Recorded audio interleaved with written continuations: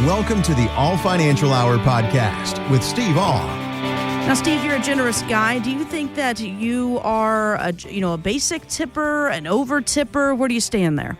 I feel that people should get paid for their services. Mm-hmm. I tipped a lot heavier during the pandemic. When they had the rooms. I don't care for the guilt tips that they got going on now that, I'm standing in a fast food restaurant and all they did was took my order and handed me a sack. Yeah. And they want me to give them a 10 to a 15% tip. Exactly. I don't do the guilt tip. I'm sorry. That's just not. Well, yeah. That's not part of it for me. And we start to get it. So. Well, you're getting ahead of me there about the guilt guilt tips. Yeah. Oh, okay. So I'll let you talk for a minute. Yeah. Where are we going from here? Let me do my job, okay? Okay. Well, if you think about tipping, new research has claimed that the average person spends almost $500 a year tipping more than they would like, and that's talking about this guilt tipping, right? And at least you're usually shown a choice of whether you want to tip 10, 20, 25%, et cetera. But when it comes to fees in your 401k or maybe even your retirement portfolio, there may be no choice, or maybe you're even unaware of how much you're paying. So how do you detect hidden fees here? Well, that's what I always love when you talk to people. They say, the fees within your 401k. They say, I don't pay any fees in my 401k. And I'm going, oh, there are fees within a 401k. The larger companies will absorb some of the fees. If you work for a smaller company, you're going to be paying more of those fees. Fees have come down over the last 5 to 10 years. Why? Because they got shown what was happening. Mutual funds were used about the only tool that could be used. The cost of mutual funds, the inside cost, what we call the internal cost, is what causes the problem. And those fees have come down. Exchange traded funds are a lot cheaper to be able to do it. But the question that I usually ask, what are you getting for the fee? Because I'm going to be honest, I don't do it for free either. I do charge a fee. So it comes from there. What are you getting for that fee? Are you getting an idea of, now that I'm not going to work, how am I going to replace my paycheck? Mm-hmm. Are you going to get an idea of how are my taxes going to be? They told me I was going to be in a lower tax bracket when I retired, but I don't see that right now with all the problems that we have in the spending area, and we got to pay that money back someday. So the idea around I've got is, what are you getting for the fee? And I think that's most important thing that you can look at. We do a fee analysis on 401ks and IRAs to assist people in what they're paying in internal fees. Give us a call now. Ask for that fee analysis, and we'll also look at that comprehensive retirement plan, because I believe the other things are the important. How are you going to place your paycheck? How are we going to do these things? I think the planning is the most important thing, and you're not going to get that just inside your 401k. We probably don't even need to remind you guys about the living costs and how much they've jumped since the pandemic, of course, with historic inflation in food, energy, rent, and housing, of course. In fact, a new study found that a single person needs to earn more than $96,000 to live comfortably in major U.S. cities, and a family of 2 adults and 2 kids needs to bring in $235,000 a year to live that way in over half of the 99 cities that were measured there. So hearing those stats, I automatically can almost feel our audience take a deep breath and gasp. These stats make everyone kind of feel like we can't control our financial destiny. Yeah, and then I look at it and I got to go through, because I did look a little bit at the study, and one of the things I do disagree with, it says, okay, 50% of the money should be used towards your essentials, housing, groceries, transportation. 30% of the money for hobbies and entertainment, mm-hmm. and 20% for savings, debt, or paying debt, or investing. And I look at that one right there, and I'm going, 30% of your budget going for hobbies and entertainment? I think you might want to shift a little bit more of that going the other direction. I think we could do. So if you're somebody making the single person $100,000, they're going to spend $30,000 a year on hobbies and entertainment? Yeah, you got your priorities mixed up. That's your priorities a little messed up. Mm-hmm. So I believe that we have to look at these things when we start to go, where are we at? Mel puts it best. I think the most important thing that you can get in retirement is income, income, and income. Those are the 3 most important things. And the idea that I look at is, how are you going to replace your paycheck? Because that's the lifestyle that you've become used to living with. Do you have the assets to do that? I look at these studies that say you got to have X number of dollars to retire. In my opinion, you can retire less if your lifestyle is less. We have to look at your fixed incomes versus your lifestyle. Then we can look at how many assets that you still have and how are we going to pay for that lifestyle. Doing that comprehensive retirement plan and figure out how we're going to replace your paycheck is the most important thing that you do. When that paycheck does stop, how are you going to replace that income? I ran across an article about a woman who started saving for retirement in her early 30s with the goal of leaving the workforce as a millionaire. Good for her. Well, she took her plan to a financial advisor to get his thoughts, and he came up with 4 mistakes that are holding her back. And Steve, I want you to go over those in just a moment. But how often do you see the same kind of errors with older investors when they come in for a second opinion?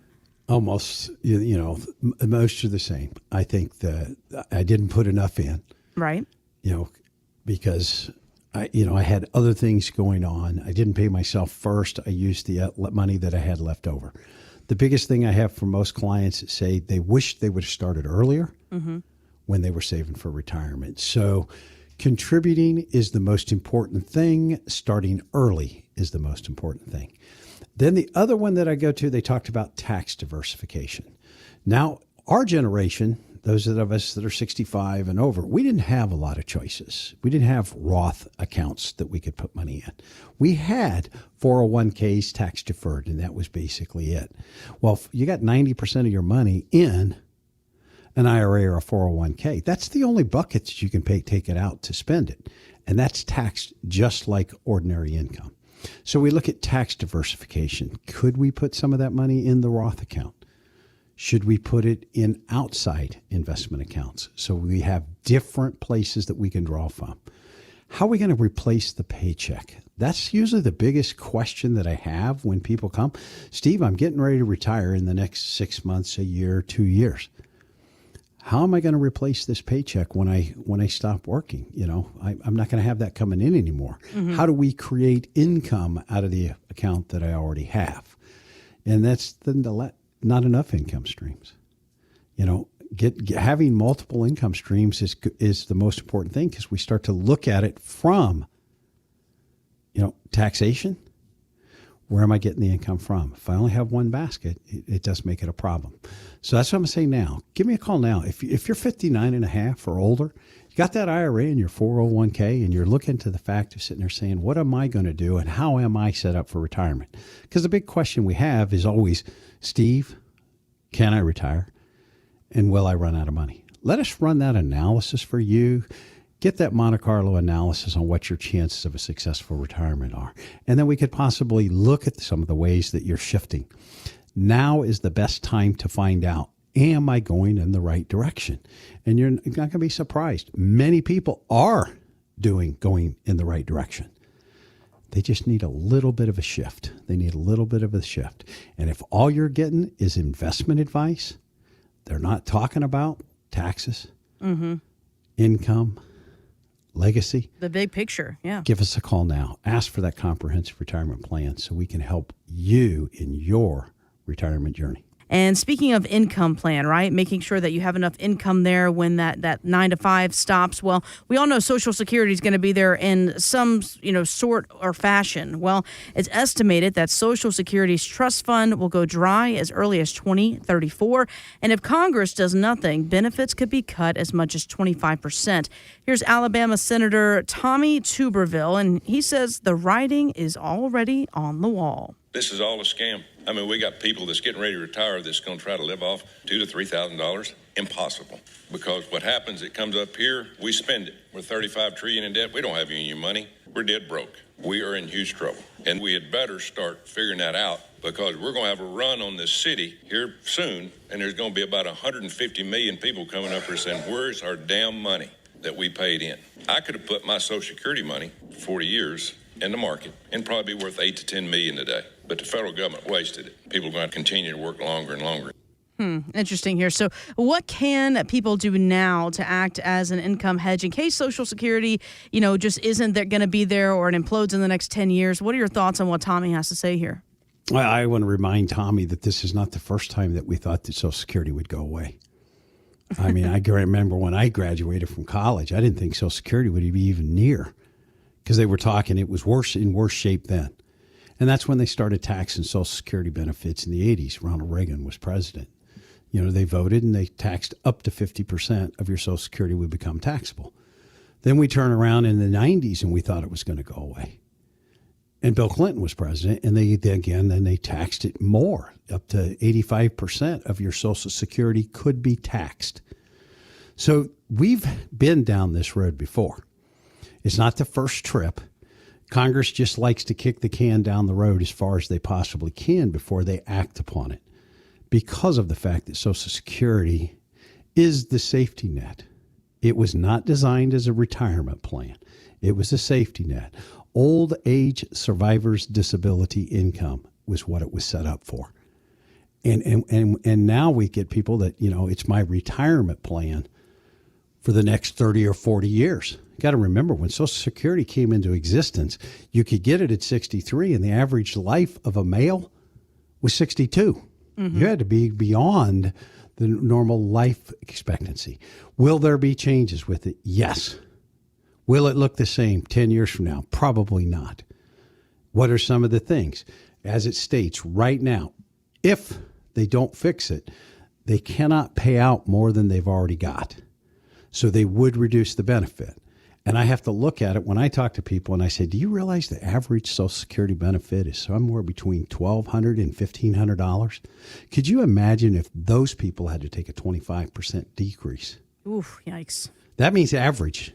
So some of those people are getting $700, $800, $900. Wow. And they got 25% less. Mm-hmm. They couldn't make it. But I think some of the more wealthy could, if it happened. I believe that Social Security will be means tested. And you can call me up, and that's fine with me. Don't shoot me. I'm just looking at it. I believe that some of our more wealthy people, the Warren Buffetts, they could live without a Social Security check. I think it's going to be people that have $20 to $40 million or more, but I think they will means test Social Security. It's not fair. I'll agree with you 1,000%. Yep. But I think those people would rather they got cut with their Social Security than to cut somebody that's got $800 or $900 in their own Social Security. And the thing of it is, the insurance companies are probably some of the smartest companies in the world. They now have things that are putting together in the life insurance world, in the annuity world, that if your Social Security gets cut, they have a benefit that can help pay for that cut and that benefit. If it's something that you would like, if you've got that concern, give me a call now. Ask me about what do they have out there that is available that if they reduce my Social Security, that might be able to help cover that cost.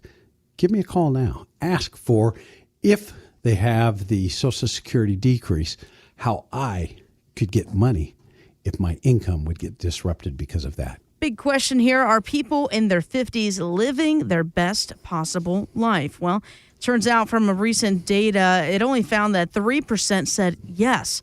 It said while Gen Xers may be making a good living, they're still paying off college bills and trying to support aging parents and then panicking over whether they've saved enough for retirement.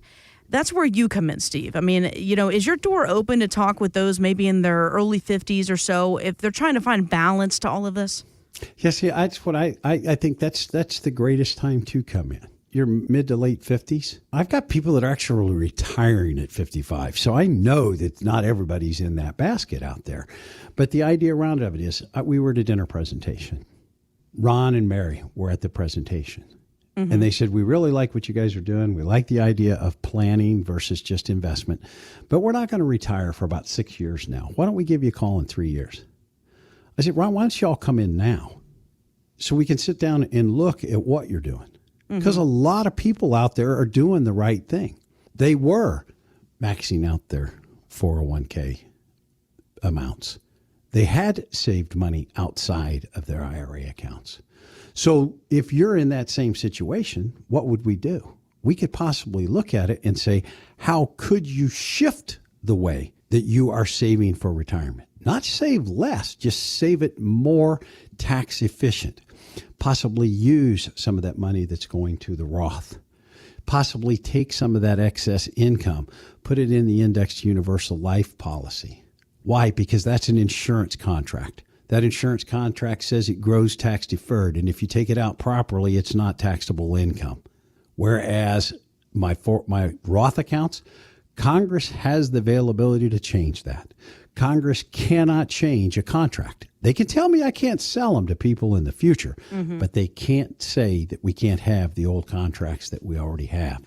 They have been using the life insurance contract for tax deferral, and then if you take it out properly, for non-taxables for years. Thanks for listening to the All Financial Hour podcast.